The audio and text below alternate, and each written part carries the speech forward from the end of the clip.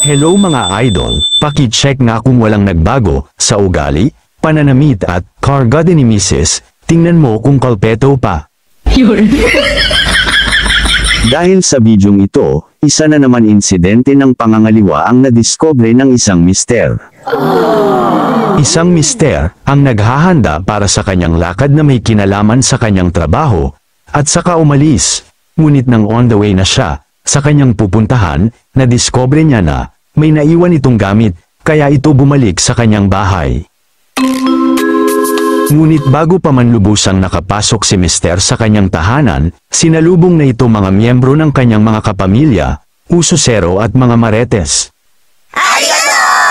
Para isusumbong kay mister na ang kanyang misis ay isang firebender at kasalukuyang naglalaro ng apoy kasama ang kanyang master. Walang patumpik-tumpik pa, kanya-kanyang bunot ito ng mga cellphone para kunan ng ebidensya ang actual na talpakan ni misis at ang lalaki.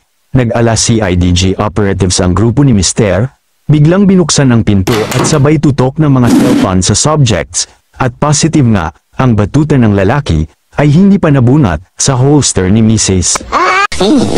Lesson learned, huwag tayo padadala sa tukso at kalibogan dahil ito ay nakakabuang, hindi mo na alam kung ano ang tama at mali.